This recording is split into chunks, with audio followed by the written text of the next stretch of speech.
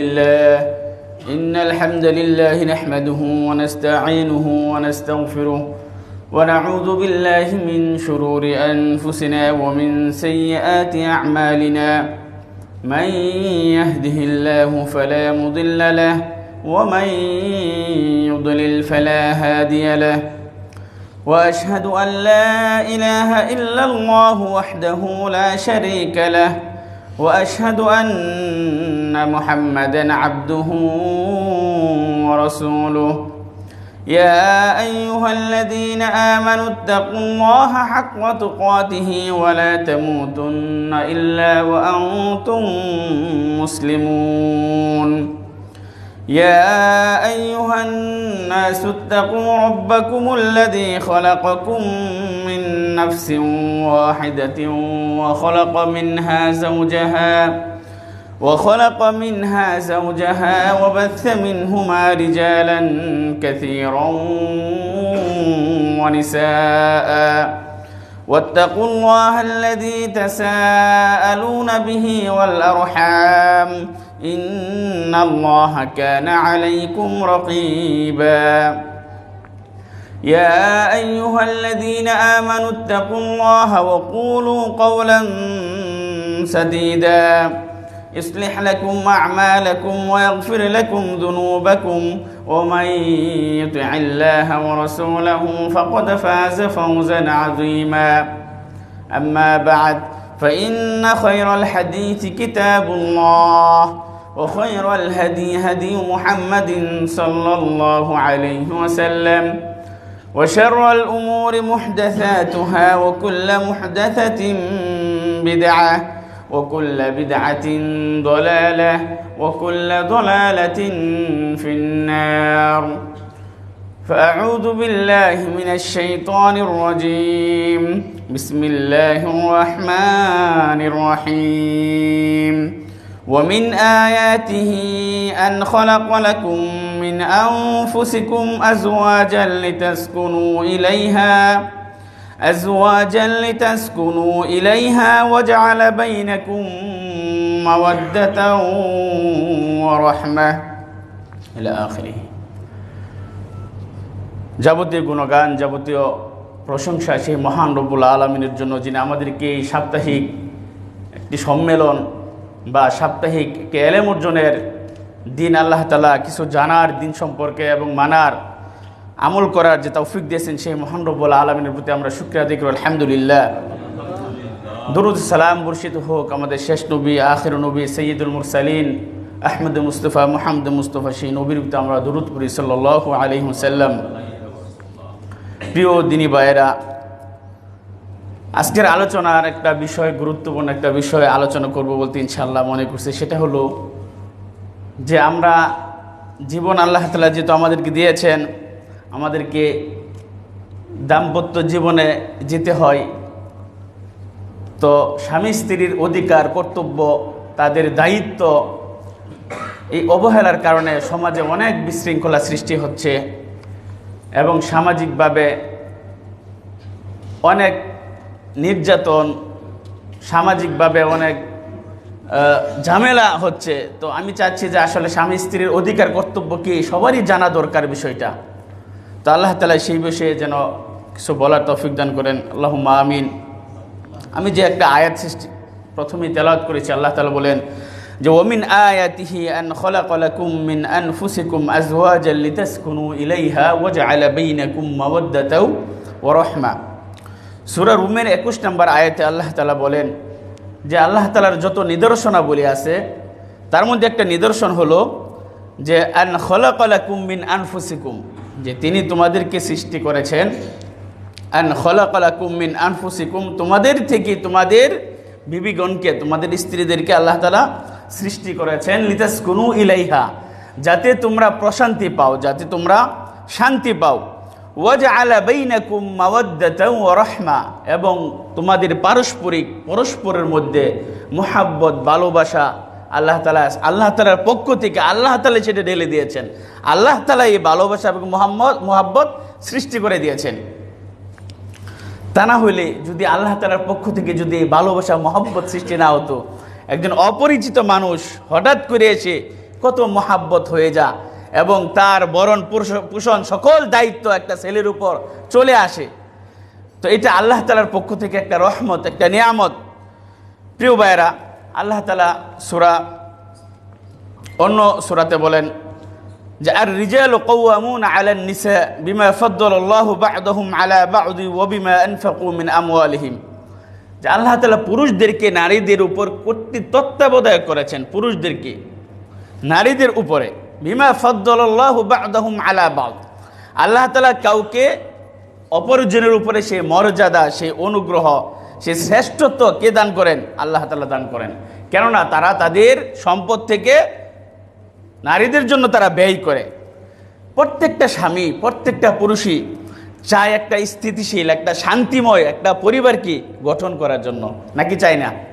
প্রত্যেকটা পুরুষই চায় যেন ফ্যামিলিটা সুন্দরভাবে, সুষ্ঠুভাবে, কোনো ধরনের ঝামেলা, ফাসাদ, হিংসা, রাগারাগি, হানাহানি সব কিছু বাদ দিয়ে যেন শান্তিময় একটা ইসলামিক জীবনযাপন যেন আমরা গড়তে পারি, এটা প্রত্যেকটা পুরুষই চাই।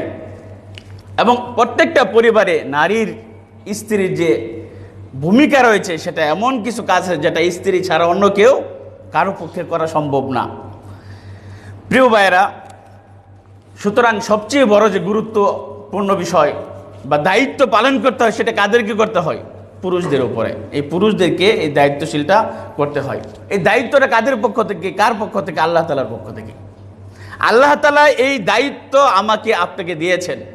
এই দায়িত্ব যদি আমরা ভালোভাবে, হকভাবে, সঠিকভাবে পালন না করি, আমাদেরকে শাস্তির সম্মুখীন হতে হবে, জবাবদিহির সম্মুখীন হতে হবে। আর যদি সঠিকভাবে আমি আমার দায়িত্ব পালন করি, তাহলে আপনি কি পুরস্কারে পুরস্কৃত করবেন আল্লাহ তাআলা। আমাদেরকে অনেক পুরস্কার আল্লাহ তাআলা দিবেন। যেমন ইবনে উমর থেকে একটা হাদিস বর্ণিত, নবী সাল্লাল্লাহু আলাইহি সাল্লাম বলেন, আলা কুল্লুকুম, তোমরা প্রত্যেকেই জেনে রাখো, কুল্লুকুম রাইন ওয়া কুল্লুকুম মাসউলুন আন রাইয়াতিহি, তোমরা প্রত্যেকেই দায়িত্বশীল। আল্লাহ নবী বলেন কি, তোমরা প্রত্যেক ব্যক্তি কি দায়িত্বশীল, ওয়া কুল্লুকুম মাসউলুন আন রাইয়াতিহি, এবং প্রত্যেক ব্যক্তিকে তার অধীনস্থদের ব্যাপারে জিজ্ঞাসা করা হবে। আপনি আপনার পরিবারের একজন অভিভাবক, আপনাকে আপনার পরিবার সম্পর্কে জিজ্ঞাসা করা হবে। আপনি একটা অফিসের বস, সে অফিসটা আপনার অধীনস্থ যারা আছে ঠিক মতন চলতেছে কিনা সেই সম্পর্কে আপনাকে জিজ্ঞাসিত করা হবে। প্রত্যেকটা বিষয়ে যে যে সেক্টরে আছেন, যে যে দায়িত্বে আছেন, সে দায়িত্বের অবহেলা যদি হয়, আমানতের খেয়ানত যদি হয়, অবশ্যই আমাকে আপনাকে জিজ্ঞাসার সম্মুখীন হতে হবে। হাদিসটা লম্বা হাদিস। আল্লাহ নবী সাল্লাল্লাহু আলাইহি ওয়াসাল্লাম পরে বলেন যে ওয়ার রাজুলু রাইন আলা আহলি বাইতিহি ওয়া হুয়া মাসউলুন আনহুম, যেটা আজকের বিষয়, যে প্রত্যেকটা পুরুষ সে দায়িত্বশীল আলা আহলি বাইতিহি, তার পরিবারের, তার বাড়ির আহাল পরিবারের সেই দায়িত্বশীল কে? একজন পুরুষ। ওয়া হুয়া মাসউলুন আনহুম, এবং তাকে সেই দায়িত্ব সম্পর্কে তাকে অবশ্যই কী করা হবে? জিজ্ঞাসা করা হবে। যদি সেই দায়িত্ব আমি কি পালন সঠিকভাবে না করি, সেই দায়িত্ব কিভাবে পালন করতে হবে ইনশাআল্লাহ সেটাও সামনে আসবে। তারপরে নবী সাল্লাল্লাহু আলাইহি ওয়াসাল্লাম বলেন ওয়াল মারআতু রাইয়াতুন আলা বাইতি বালিহা, শুধু পুরুষের উপর দায়িত্ব আছে তা না, নারীদের উপরেও কি আছে। আল্লাহ নবী সাল্লাল্লাহু আলাইহি ওয়াসাল্লাম বলেন যে ওয়াল মারআতু রাইয়াতুন, প্রত্যেকটা নারী অনুরূপভাবে কি সে দায়িত্বশীল আলা বাইতি বালিহা, তার স্বামীর পরিবার, তার স্বামীর পরিবারের এবং তার সন্তানের এই দায়িত্বশীল প্রত্যেকটা কি নারীও অনুরূপভাবে। ওয়াহিয়া মাসউলাতুন আনহুম, তাকে অনুরূপভাবে কি করা হবে? তার এই বিষয়ে তার স্বামীর পরিবার, তাকে যে দায়িত্ব দেওয়া হয়েছে, তার যে আমানত, তার যে হক, সেটা কি সঠিকভাবে পালন করছে কিনা, পুরুষকেও যেমন জিজ্ঞাসা করা হবে, নারীদেরকে অনুরূপভাবে কি জিজ্ঞাসা করা হবে, হিসাব নিকাশ নেওয়া হবে। প্রিয় ভাইরা, এটা গুরুত্বপূর্ণ একটা হাদিস। শুধু পরিবারের বিষয় না, যে কোনো বিষয়ে আপনি ব্যবসা বাণিজ্য করেন, একটা দায়িত্বে আছেন, আপনার উপর কিছু আমানত আছে, আপনার উপর কিছু দায়িত্ব আছে, সে দায়িত্বের অবহেলা করতেছেন নাকি দায়িত্বটা সঠিকভাবে পালন করতেছেন, আমানতের খেয়ানত করতেছেন নাকি আমানতটা সঠিকভাবে কি আপনি বুঝিয়ে দিচ্ছেন। সুতরাং আল্লাহ তাআলা আমাদেরকে সঠিকভাবে এই দায়িত্ব প্রত্যেকের দায়িত্ব সঠিকভাবে পালন করে তৌফিক দান করুক। জীবনে চলার পথে যদি আপনি পরিবারের অনেক সমস্যার সম্মুখীন হইতে হয়, অনেক কঠিন পরিস্থিতি আমাদেরকে অনেক সময় আসে, সেই সময় আমাদেরকে কী হইতে হবে? সংযম, সহনশীল, ধৈর্যশীল হইতে হবে। আল্লাহ নবী সাল্লাল্লাহু আলাইহি সাল্লামের জীবনে যদি আমরা দেখি যে ইফকের ঘটনা, আম্মাজান আয়েশা রাদিয়াল্লাহু তাআলা আনহাকে নিয়ে 1 মাস পরে রিজাল্ট আসলো আল্লাহ তাআলার পক্ষ থেকে, তিনি কি ব্যঙ্গে গিয়েছিলেন তার পরিবার নিয়ে? তারপরে নবী সাল্লাল্লাহু আলাইহি সাল্লাম স্ত্রীরা খরচের বিষয়ে সকল স্ত্রীদেরকে আন্দোলন করা শুরু করলো। তিনি কি কোনো ধরনের বিশৃঙ্খলা পরিবারের সৃষ্টি হয়েছিল? না তিনি ধৈর্য ধরে তিনি আল্লাহ তাআলার পক্ষ থেকে সমাধানের জন্য কি করছিলেন? অপেক্ষা করছিলেন। প্রিয় ভাইয়েরা, কাজে পরিবারে অনেক ঝামেলা হইতে পারে, কিন্তু সেটা যেন আমরা কি সঠিকভাবে, সুন্দরভাবে, ধৈর্যের সাথে যেন আমরা কি করতে পারি? সমাধান করতে পারি। তো প্রত্যেকটা পুরুষের উপর যেমন তার পরিবারের দায়িত্ব আছে, প্রত্যেকটা নারীর উপরও আছে। পুরুষের উপর প্রথম যে দায়িত্ব তার পরিবারকে নিয়ে, সেটা হলো যে তার পরিবারকে দ্বীন শিক্ষা দেওয়া, ইলম শিক্ষা দেওয়া, কোরআন সুন্নাহর জ্ঞান তাকে কি, তার স্ত্রীকে, তার পরিবারকে কি করা? শিক্ষা দেওয়া। সবচেয়ে গুরুত্বপূর্ণ বিষয় হচ্ছে এটা। একটা নারী যখন তার রব সম্পর্কে, তার দ্বীন সম্পর্কে, তার ইসলাম সম্পর্কে যখন সে জানবে, তখন সে তার স্বামীর অধিকারটাও কি জেনে নেবে। একজন নারী যখন সে আল্লাহকে চিনবে না, নামাজ পড়বে না, রোজা রাখবে না, দ্বীন সম্পর্কে তার কোনো ধারণা নাই, রাসূল সাল্লাল্লাহু আলাইহি ওয়াসাল্লাম সম্পর্কে তার ধারণা নাই, তাহলে সেখানে সে তার স্বামীর হক কিভাবে বুঝবে? সুতরাং কোনো নারীকে যখন আপনি শুরুতেই আল্লাহ তাআলার পরিচয় সম্পর্কে, দ্বীন সম্পর্কে, রাসূল সম্পর্কে, ইসলামের যে সালাত, রোজা, হজ, যাকাত, ওযু, গোসল, অর্থাৎ ইসলামের যে বিষয়গুলো যেগুলো না জানলেই নয়, স্বামীর হক, পিতামাতার হক, পরিবারের হক, সন্তানের হক, এগুলো যদি আমরা দ্বীনি যে শিক্ষা, যেটা আমার রাসূল সাল্লাল্লাহু আলাইহি ওয়াসাল্লাম আমাকে দিয়েছেন, যে জ্ঞান আমাকে আমার রব দিয়েছেন, সেই শিক্ষা যদি আমরা প্রত্যেকটা পরিবারে, প্রত্যেকটা নারীকে যদি আমরা, আমাদের স্ত্রীকে, আমার সন্তানকে যদি আমি এই শিক্ষাটা দিই, তাহলে অটোমেটিক পরিবার কি হয়ে যাবে? ঠিক হয়ে যাবে। তাহলে প্রথম যে বিষয় সেটা কি? সেটা হলো জ্ঞান, ইসলামী জ্ঞান, কোরআন সুন্নাহর জ্ঞান। সেটা কি? পরিবারকে দেওয়া। যেভাবে আপনি 24 ঘন্টার ভিতরে আধা ঘন্টা 30 মিনিট সময় আপনি আপনার বিবিকে দেন, আপনার পরিবারকে দেন, যে এই সময়টা আমি কি করব? কোরআন সুন্নাহ আমরা কি করব? জানবো, আমরা শিখবো, বা এটা তোমাকে পড়তে হবে, এটা তোমাকে জানতে হবে।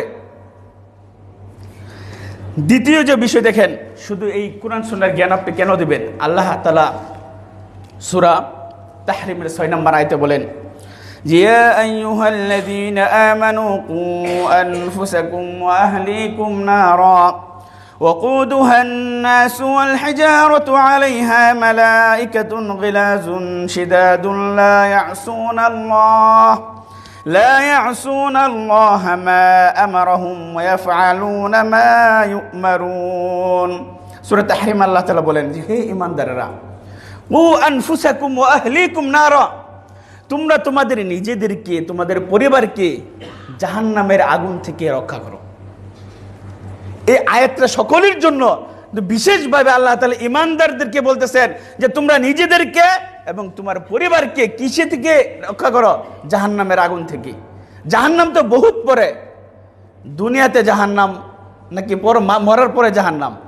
সেই জাহান্নামের ভয়াবহতা কত বেশি, সেই জায়গাটা কত নিকৃষ্ট, সেই জায়গাটা মানুষের জন্য কত ক্ষতিকর। তখন যেমন ছেলে বাবার কাজে আসবে না, স্ত্রী স্বামীর জন্য কাজে আসবে না, একজন আরেকজনের কোনো উপকার আসবে না, কিন্তু সেই উপকারটা আমরা দুনিয়াতে করতে পারবো। আপনার সন্তানকে যদি আপনি, আপনার স্ত্রীকে যদি আপনি, সন্তানকে যদি ইসলামী শিক্ষায় শিক্ষিত করেন, তাকে যদি ইসলামী জীবন একটা ব্যবস্থা দেন, ইসলামীভাবে যদি তাকে চলার ব্যবস্থা করে দেন, তাহলে আপনার পরিবার কি সেই জাহান্নাম থেকে মুক্ত হওয়ার একটা রাস্তায় তো থাকবে। তাকে যদি কোরআন সুন্নাহর জ্ঞান না দেওয়া হয়, জাহান্নাম কি, জান্নাত কি, পরকাল কি, কবরের পরে কি হবে, মৃত্যুর পরে কবরে কি হবে, সেইগুলো যদি তার জ্ঞান না থাকে, তাহলে মরে গেলাম তো শেষ হয়ে গেল। অথচ আল্লাহ তাআলা বলতেছেন কি যে তুমি তোমার নিজেদেরকে এবং তোমার পরিবারকে জাহান্নাম থেকে রক্ষা করো, যার ইন্ধন হবে কি? মানুষ এবং পাথর। এবং সেখানে আল্লাহ তাআলা বলতেছে যে আলাইহা মালাইকাতুন গিলাযুন শিদাদ, সেইখানে এমন ফেরেশতা আল্লাহ তাআলা নিযুক্ত করে দিয়েছেন যেগুলো কঠোর হৃদয়ের, নির্দয় হৃদয়ের, যাদের ভিতরে কোনো দয়া মায়া নাই, এমন ফেরেশতা সেখানে নিযুক্ত করেছেন। আল্লাহ তাআলা তাদেরকে যে আদেশ করবেন তারা সেটাই পালন করবে। সুতরাং সেই ভয়াবহ জাহান্নাম থেকে তোমার পরিবারকে তুমি রক্ষা করো, হেফাজত করো। কিভাবে আমরা হেফাজত করব? তাহলে পরিবারকে যদি আপনি আপনার স্ত্রীকে যদি দ্বীনের জ্ঞান শিক্ষা দেন, দ্বীনি এলেম শিক্ষা দেন, তাহলে আপনার সন্তান সেই শিক্ষাটা পাবে। আর বাড়িতে যদি গান বাজনা, বিভিন্ন নাটক, সিনেমা এগুলো যদি চলে, আপনার সন্তানকে জাহান্নাম থেকে মুক্ত হবে, জাহান্নাম থেকে রক্ষা হবে, নাকি জাহান্নামের পথে হাঁটবে? সুতরাং পরিবারটাকে একটা দ্বীনি পরিবারে গড়ে তোলা, ইসলামী পরিবার কি গড়ে তোলা। তাহলে সন্তান যে বেপথে চলে যায়, নেশা করতেছে, গাঞ্জা খাইতেছে, অবাধে চলাফেরা করতেছে, নারীদের সাথে ঘরে আসতেছে যাচ্ছে, এগুলা হবে না যদি আমরা দ্বীনি জ্ঞান তাদেরকে শিক্ষা দিই। তাহলে প্রথম যে বিষয় সেটা হলো কি, যে আপনার স্ত্রীকে কি করা, দ্বীনি জ্ঞান শিক্ষা দেওয়া। দেখেন অন্য আয়াতে সূরা তোহা 132 নম্বর আয়াতে আল্লাহ তাআলা বলেন, ওয়া'মুর আহলাকা বিস-সালাতি ওয়াসতাবির আলাইহা লা নাসআলুকা রিজকা নাহনু নারযুকুকা ওয়াল আকিবাতু লিত-তাকওয়া। আল্লাহ তাআলা বলতেছেন যে ওয়া'মুর আহলাকা বিস-সালাত, তুমি তোমার পরিবারকে সালাতের নির্দেশ দাও, সালাতের প্রতি তাদেরকে উৎসাহিত করো, তাদেরকে সালাত আদায় করার নির্দেশ দাও। ওয়াসতাবির আলাইহা, এবং তুমিও এর উপর কি থাকো, অবিচল থাকো, অটল থেকো। লা নাসআলুকা রিজকা, আমি তো তোমার কাছ থেকে কোনো রিজিক চাই না, দুনিয়ার সম্পদ, দুনিয়ার কোনো টাকা পয়সা, ধন দৌলত, এগুলো তো আমি তোমার কাছে চাই না। লা নাসআলুকা রিজকা নাহনু নারযুকুক, বরং আমি তোমাদেরকে কি করি, রিজিক দিই। সুতরাং রিজিকটা আল্লাহ তাআলা আমার জন্য যতটুকু আছে ততটুকু আমি পাবই, যতই চেষ্টা করি না কেন, যত কিছু করি না কেন। সুতরাং যেটা বললাম যে একজন পুরুষের প্রথম যে দায়িত্ব সেটা কি, তার স্ত্রীকে জ্ঞান, দ্বীনের জ্ঞান শিক্ষা দেওয়া। আল্লাহ তাআলা আমাদেরকে সে তৌফিক দান করুক। দ্বিতীয় বিষয় হলো যে আপনি আপনার পরিবারকে যে শিক্ষাটা দিবেন সেটা হলো যে জীবন সঙ্গিনীর সাথে সদাচরণ করা, উত্তমভাবে তাদের সাথে কথা বলা। আল্লাহ তাআলা সূরা নিসার 19 নম্বর আয়াতে বলেন, ওয়াআশিরুহুন্না বিল মা'রুফ ফাইন কারিহতুমুহুন্না ফাআসা আন তাকরাহু শাইআন ওয়াজআলাল্লাহু ফীহি খায়রান কাসীরা। যে আপনার ঘরে আছে তার সাথে কি ভালোভাবে, উত্তমভাবে তাদের সাথে আচরণ করা, কর্কশ ভাষায় নয়। এমন না যে সবসময় রাগের উপরই থাকেন, তাদের সাথে কি উত্তম আচরণ করা, তার দুর্বলতাটাকে পরিত্যাগ করা। এমন না যে নারীদের বা পুরুষের কার কোনো দুর্বল আঘাত আছে, সেই দুর্বল জায়গাকে বারবার আঘাত দেওয়া, দুর্বল জায়গায় তাদেরকে কষ্ট দেওয়া। পরিবারের শান্তি বিঘ্নিত হোক, শান্তি নষ্ট হোক, এমন বিষয় কি করা, পরিত্যাগ করা। পরিবারের শান্তি যেভাবে বজায় থাকবে সেইভাবে আপনার স্ত্রীকে আপনাকে কি করতে হবে, চালাইতে হবে, সেইভাবে জীবনযাপন করতে হবে। তৃতীয় বিষয় হলো যে একজন পুরুষের দায়িত্ব হলো তার স্ত্রী সম্পর্কে, তার পরিবার সম্পর্কে কি, তার দোষ ত্রুটি কি গোপন রাখা। এমন না যে মানুষের কাছে কি তার শুধু দোষ না, তার বাপের বাড়ির যত দোষ আছে সেগুলো কি বলে বেড়ায় মানুষে, করে না এগুলো? নারীও যেমন ভাবে বলে, পুরুষও তেমন ভাবে বলে। এগুলো কি পরিবারের শান্তি কি হয়, নষ্ট হয়, নিজেদের মধ্যে শান্তি নষ্ট হয়। সুতরাং এই কাজগুলো কি একজন মুমিন কখনো করতে পারে না। এমন হয় যে তাদের সাথে কোনো নারীর সাথে বিচ্ছেদ হয়ে গেলে আগে কি হচ্ছে না হচ্ছে এগুলো ভিডিওতে, ছবিতে সব মানুষের কাছে ছড়িয়ে দিচ্ছে। বর্তমান মিডিয়ার যুগ, এগুলো কি কখনো কোনো মুমিন করতে পারে? যার ভিতরে বিন্দুমাত্র আল্লাহ তাআলার ভয় আছে, ঈমান আছে, সে কখনো এগুলা কাজ করতে পারে না।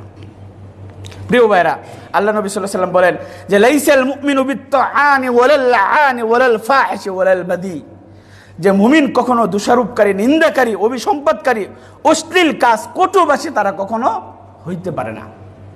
এগুলা কখনো মুমিন বা কোনো মুমিন নারী, কোনো মুমিন পুরুষ এগুলা কাজ করতে পারে না। নবী সাল্লাল্লাহু আলাইহি ওয়াসাল্লাম অন্য হাদিসে বলেন যে ইন্না শাররুন নাসি ইনদাল্লাহি মানজিলাতান ইয়াউমাল কিয়ামা, যে কিয়ামতের দিন সবচেয়ে নিকৃষ্ট দিক দেয়া ওই মানুষ হবে যারা কি আর রাজুল ইফদি ইলা ইমরাআতিহি, যে একজন পুরুষ তার স্ত্রীর সাথে মিলিত হয়, তার স্ত্রী থেকে খেদমত নেই। অনুরূপভাবে একজন স্ত্রী তার পুরুষের কাছ থেকে খেদমত নেই। শেষে কি হচ্ছে, স্ত্রী তার স্বামীর দোষ গাচ্ছে এবং পুরুষও তার স্ত্রীর দোষ বলে বেড়াচ্ছে, তার গোপন বিষয়গুলা মানুষের কাছে বলে বেড়াচ্ছে, প্রকাশ করছে। এদের মতো নিকৃষ্ট মানুষ নাই। সুতরাং এই ধরনের কাজ যেন পরিবারে না হয়। শুধু স্ত্রীর কেন, স্ত্রীরটাও লুকাইবেন, আপনার স্ত্রীর পরিবারের মা বাবার তাদের পরিবারেও যদি কোনো সমস্যা থাকে সেটা নিজের ভিতরেই রাখবেন, এবং একজন মহিলারও তা করা উচিত। তাহলে পরিবারের শান্তি কি ঠিক থাকবে, তা না হলে কি অশান্তি সৃষ্টি হয়ে যাবে। চতুর্থ বিষয় হলো একজন পুরুষের উপর যে দায়িত্ব তার পরিবারের, সেটা হলো ন্যায় বিচার করা। তার স্ত্রীর উপর কি করা? ন্যায় বিচার করা, অন্যায় না করা, আদল করা। যেমন আল্লাহ তাআলা সূরা নিসার 3 নম্বর আয়াতে বলেন যে ফানকিহু মা তাবা লাকুম মিনান নিসাই মাসনা ওয়া সুলাসা ওয়া রুবা' ফাইন খিফতুম আল্লা তা'দিলু ফাওয়াহিদা, যে নারীদের মধ্যে তোমাদের যাদের পছন্দ হয় 2 জন 3 জন অথবা 4 জন পর্যন্ত তোমরা কি বিয়ে করতে পারো। ফাইন খিফতুম, তবে যদি তোমরা ন্যায় বিচার করতে না পারো, আদালত করতে না পারো, সমান সমান যদি করতে না পারো, ফাইন খিফতুম আল্লাহ তা'দিলু ফাওয়াহিদা, তাহলে কি একজনকে তোমরা বিয়ে করো। তাহলে 1 জন হোক, 2 জন হোক, 3 জন হোক, নারীদের মধ্যে কি করতে হবে? আপনাকে ন্যায় বিচার করতে হবে। এমন না যে পরিবারের অন্য সদস্যদেরকে আপনি এক চোখে দেখতেছেন, নিজের বউকে আরেক চোখে দেখতেছেন, অন্যের ব্যাপারে অনেক টাকা খরচ করতেছেন, কিন্তু নিজের পরিবারের ব্যাপারে কোনো খবর নেই। সুতরাং যেন কি হয়, বউ আছে 2 জন, একজনকে রাখছে খুব আরামে, আরেকজনকে রাখছে কি খুব কষ্টে। তো একজন মুমিনকে কখনো এগুলো করতে পারবে? কখনো নয়। সুতরাং একজন পরিবার, একজন পুরুষের দায়িত্ব হলো যে সে কখনো একজন মুমিন হয়ে থাকলে সে কি করবে? ন্যায় বিচার করবে। পঞ্চম বিষয় হলো যে পরিবারের সাথে পরামর্শ করা, যে কোনো বিষয়ে। আল্লাহ নবী তার স্ত্রীদের সাথে পরামর্শ করছেন না? নবী সাল্লাল্লাহু আলাইহি ওয়াসাল্লাম তো তিনি বিশ্ব নবী, সর্বোৎকৃষ্ট পুরুষ, তারপরে তিনি উম্মে সালামা রাদিয়াল্লাহু তাআলা আনহা তার সাথে উম্মতের বিষয়ে তিনি পরামর্শ করছেন। সুতরাং আপনি যদি পরামর্শ করেন, বিভিন্ন কথা তাদের সাথে শেয়ার করেন, এতে করে কি হবে? পরিবারের অবস্থাটা ভালো থাকবে, একজন আরেকজনের সম্পর্কটা কি বাড়বে, মহাব্বত বৃদ্ধি পাবে। সুতরাং এটা একটা বিষয়। ষষ্ঠ বিষয় হলো যে খরচ করা। এই ভরণ পোষণের দায়িত্ব আল্লাহ তাআলাই আপনাদেরকে দিয়ে দিয়েছেন, তা আল্লাহ তাআলার পক্ষ থেকে। যেমন আল্লাহ তাআলা সূরা বাকারার 233 নম্বর আয়াতে বলেন ওয়া আলাল মাউলুদি লাহু রিজকুহুন্না ওয়া কিসওয়াতুহুন্না বিল মা'রুফ, যে পুরুষের উপর দায়িত্ব হলো কি, যে তাদেরকে রিজিক দেওয়া, তাদের পোশাক আশাক ভরণ পোষণের কি তাদেরকে সুন্দরভাবে তাদেরকে দিতে হবে। এটা আল্লাহ তাআলার পক্ষ থেকে। আসকিনুহুন্না মিন হাইথু সাকানতুম মিন ওয়াজদিকুম, তোমরা তোমাদের সামর্থ্য অনুযায়ী যেখানে তোমরা বসবাস করো তাদেরকেও তোমরা সেই জায়গাতে কি করো? রাখো, তাদেরকে আবাসস্থল করো, তাদেরকে সেই জায়গাতে তোমরা রাখো। তাহলে যার যে সামর্থ্য আছে সেই সামর্থ্য অনুযায়ী আপনার বিবিকে, আপনার পরিবারকে সেইভাবে কি তাদের পিছনে খরচ করবেন। দেখেন খরচের যে বিষয়টা, একজন নারী তার উপর কি কর্তব্য, সে বাহির থেকে টাকা অর্জন করে সে পরিবার চালাবে? এই দায়িত্ব কি আল্লাহ তাআলা দিছে? নাকি সে তার পরিবারের ভিতরে কাজ করবে? এই দায়িত্বটা কার? মূলত পুরুষের। নারী তো মাহবুসা, তিনি তো আবদ্ধ তার ঘরের ভিতরে। কোনো পুরুষ যদি তার স্ত্রীকে অনুমতি না দেয় তাহলে সে বাহিরে নিজে নিজে কি উপার্জন করতে পারবে না। তাহলে এই জন্য নারীর উপর কি করতে হবে? আপনাকে খরচ করতে হবে। তাদের যে ভরণ পোষণ সেটা কি আল্লাহ তাআলার পক্ষ থেকে, সেটা আমাকে আপনাকে দিতে হবে। সপ্তম বিষয় হলো যে তাদের যে অধিকার মহারানা, সেটা তাদেরকে কি করতে হবে? সন্তুষ্টি চিত্তে স্বতঃস্ফূর্তভাবে সেটা দিয়ে দিতে হবে। ওয়া আতুন নিসা সাদুকাতিহিন্না নিহলা, তাদের যে অধিকার, সে অধিকার, তাদের যে হাদিয়া বা মোহর, সেটা যেন আমরা কি তাদেরকে দিয়ে দিই। অষ্টম বিষয় হলো একজন পুরুষের উপরে তার পরিবারের, সেটা হলো যে ধৈর্য ধারণ করা। আমাদের ধৈর্য কম। ধৈর্য এমন একটা বিষয় আল্লাহ তাআলা অনেক জায়গায় বলেছেন ইন্নাল্লাহা মা'আস সাবিরিন, যে আল্লাহ তাআলা কাদের সাথে আছেন? ধৈর্যশীলদের সাথে আছেন। যার ভিতরে অনেক ধৈর্য আসে দেখবেন সেই পরিবারে বিশৃঙ্খলা খুব কমই হয়। দুইজনই যদি রাইগা যা তাহলে সেইখানে কি মানে যত বড় বড় সমস্যা হয়, কেউ কার অভিমান কি ভাঙতে চায় না, সবাই সবার কথার উপরে অটল থাকে, যার কারণে শেষে বিচ্ছেদ হয়ে যায়। এই জন্য ধৈর্য ধারণ করেন। আল্লাহ তাআলা ধৈর্য ধারণ করার কথা অনেক বলেছেন, ওয়াইন আকাবতুম ফাআকিবু বিমিসলি মা উকিবতুম বি ওয়ালা ইন সাবারতুম লাহুয়া খায়রুল লিস-সাবিরিন।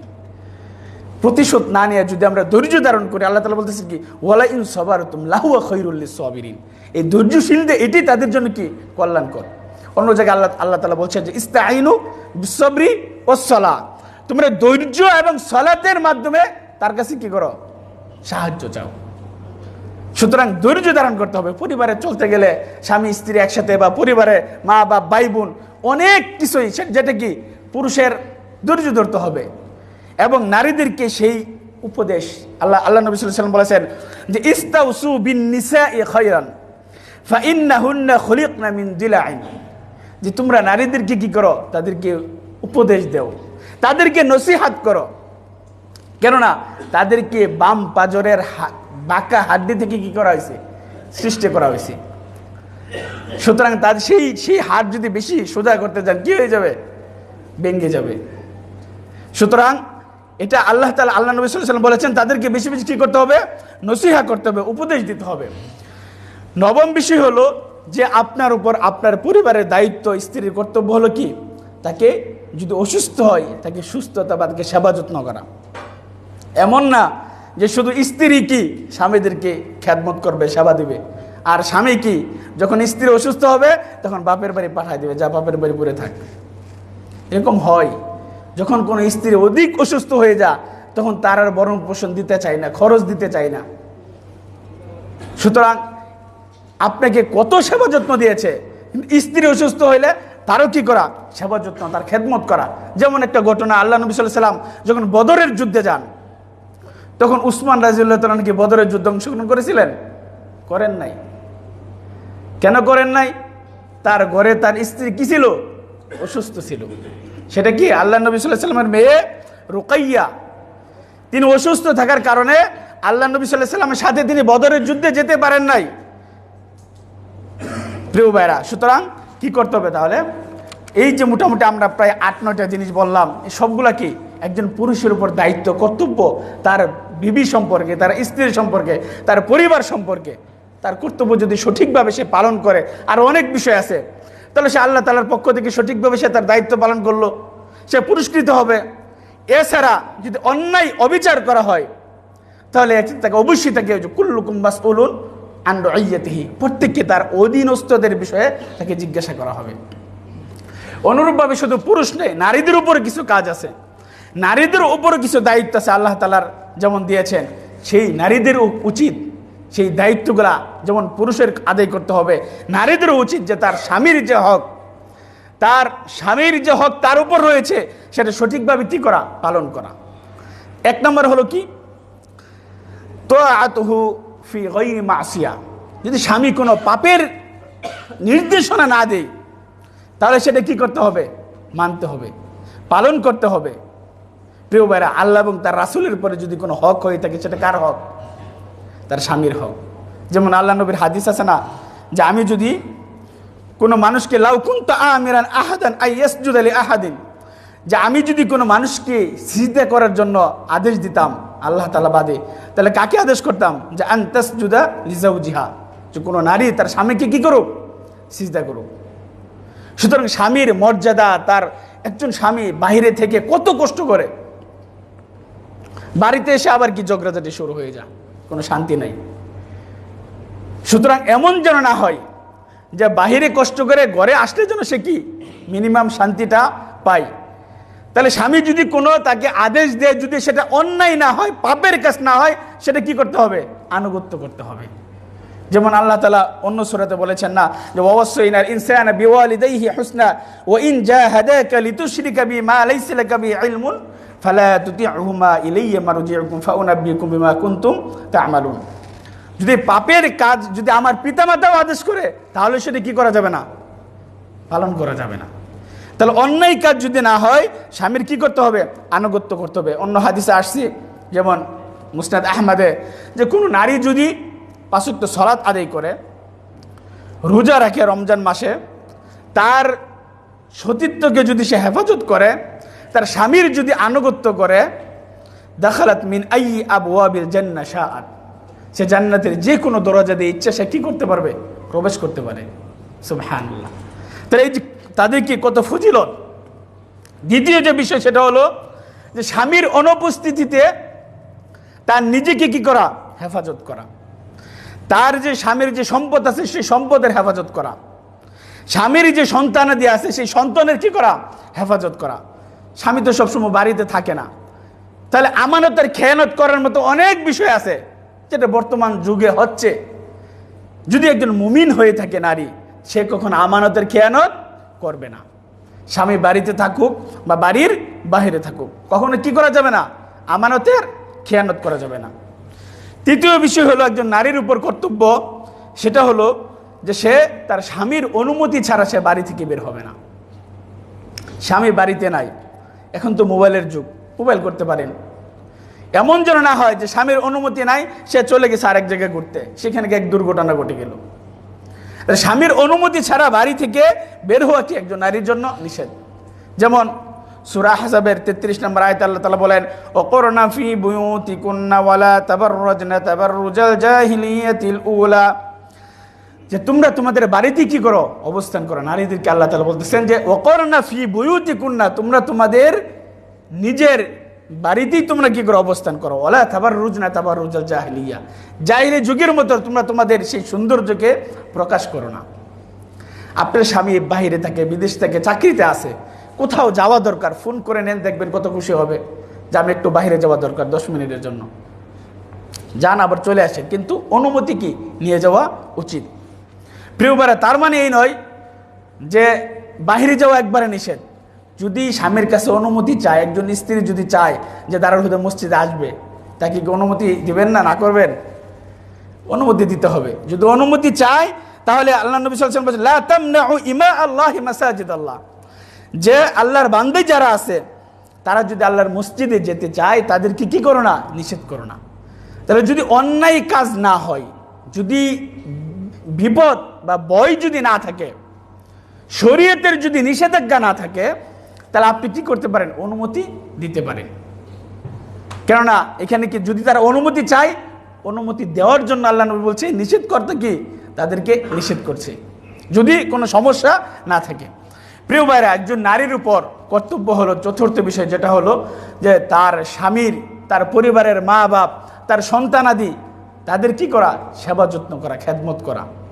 আজকে খেদমতটা তো উঠেই গেছে, নিজে নিজে থাকতে পারলেই ভালো। মা বাপ সন্তানাদি এগুলোর জন্য কি এখন ওই বুয়ার এখানে, কাজের লোকরা এখানে।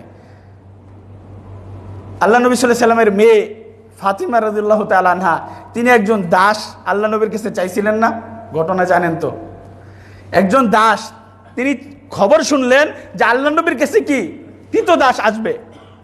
তিনি এই জন্য তিনি একটা অভিযোগ নিয়ে আসলেন, তার হাতে সমস্যা হচ্ছে, বা তিনি একজন দাসের জন্য কি আবেদন করলেন, আল্লাহ নবীকে বাড়ি পাইলেন না। তারপর নবী সাল্লাল্লাহু আলাইহি ওয়াসাল্লাম তাকে কি বললেন, যে তুমি 33 বার সুবহানাল্লাহ বলো, 33 বার আলহামদুলিল্লাহ বলো, 34 বার আল্লাহু আকবার বলো। একজন কৃত দাসের চাইতো কি সেটা তোমার জন্য কল্যাণকর হবে। ফাহুয়া খায়রুল লাকুমা মিন খাদিমিন, একজন খাদিমের চাইতে এইটাই তোমার জন্য কি অতি কল্যাণকর। তাহলে আমাদের উচিত যে স্বামী, তার সন্তানাদি এবং তার যে পরিবার আছে, একজন স্ত্রীকে, একজন মেয়েকে উচিত সে তাদের কি করা, সেবা যত্ন করা, সাধ্য অনুযায়ী তাদের খেদমত করা। পঞ্চম বিষয় হলো একজন নারীর উপরে, সেটা হলো যে স্বামীর অনুমতি ছাড়া তার সম্পদে কি করা যাবে না, হাত দেওয়া যাবে না, অর্থাৎ দান করা যাবে না। অনেক সম্পদ আছে, কিন্তু স্বামীর কি লাগবে, অনুমতি লাগবে। স্বামী জানেন এদিক দিয়ে আপনি নিজের ধন সম্পদ স্বামীর কি অন্যায়ভাবে অনেক জায়গায় দিয়ে দিচ্ছেন, সেটি কি একজন নারীর উচিত না, এটা কর্তব্য না।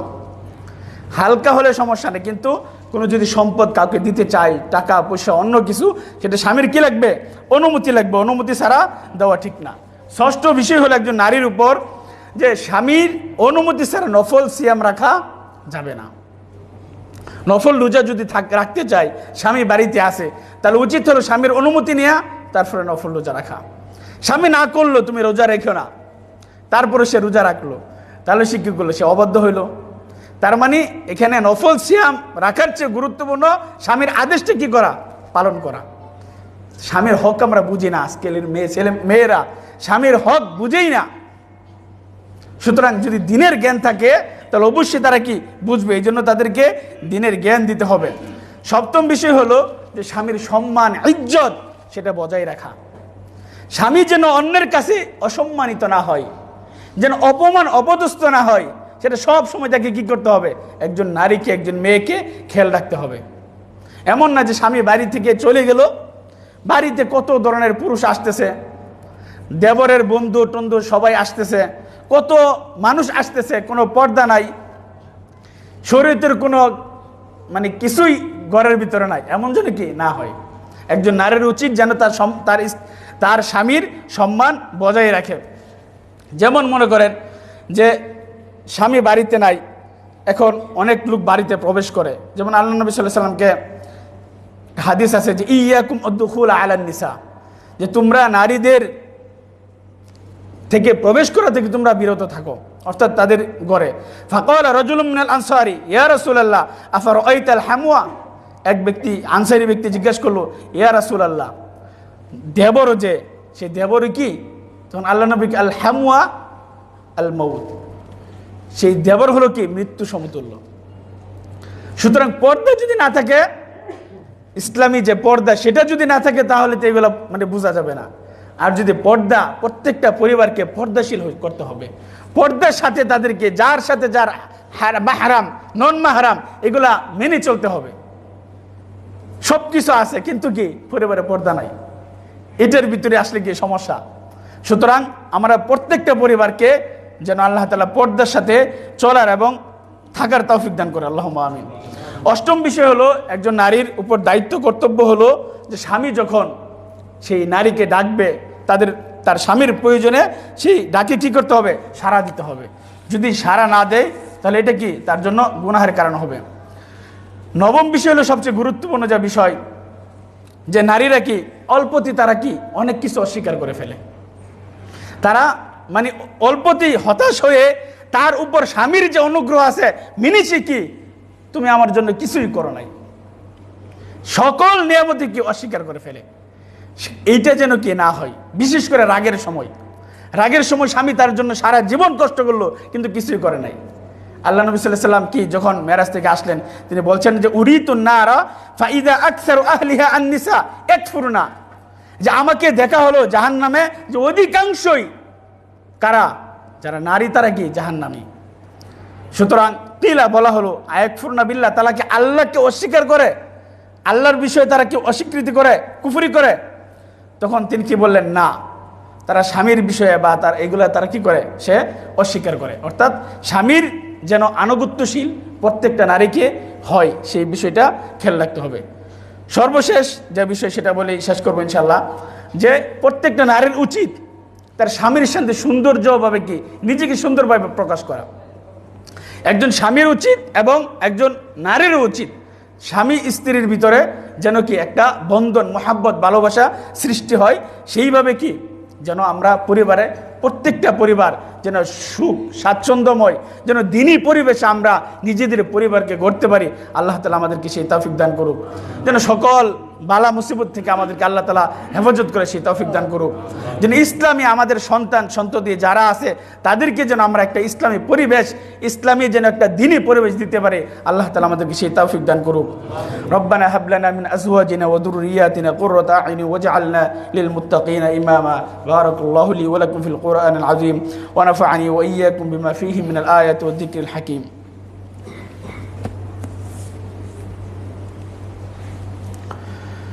الحمد لله المحمود على كل حال، الموصوف بصفات الجلال والكمال، المعروف بمزيد الإنعام والإفضال. أحمده سبحانه وهو المحمود على كل حال وفي كل حال، وأشهد أن لا إله إلا الله وحده لا شريك له، وأشهد أن محمدا عبده ورسوله وخليله الصادق المقال. إن الله وملائكته يصلون على النبي يا أيها الذين آمنوا صلوا عليه وسلموا تسليما. اللهم صل على محمد وعلى آل محمد كما صليت على إبراهيم وعلى آل إبراهيم إنك حميد مجيد. اللهم بارك على محمد وعلى آل محمد كما باركت على إبراهيم وعلى آل إبراهيم إنك حميد مجيد. اللهم أعز الإسلام والمسلمين وأذل الشرك والمشركين. اللهم أصلح أئمتنا وولاة أمورنا. اللهم أصلح أئمتنا وولاة أمورنا. اللهم اجعلهم آمرين بالمعروف فاعلين له ناهين عن المنكر مجتنبين له محافظين على حدودك قائمين بطاعتك يا رب العالمين اللهم أصلح شباب المسلمين اللهم أصلح شباب المسلمين اللهم حبب إليهم الإيمان وزينه في قلوبهم وكره إليهم الكفر والفسوق والعصيان واجعلهم من الراشدين عباد الله إن الله يأمر بالعدل والإحسان وإيتاء ذي القربى وينهى عن الفحشاء والمنكر والبغي يعظكم لعلكم تذكرون فاذكروا الله يذكركم واشكروه على نعمه يزدكم ولذكر الله أكبر الله يعلم ما تصنعون قوموا للصلاة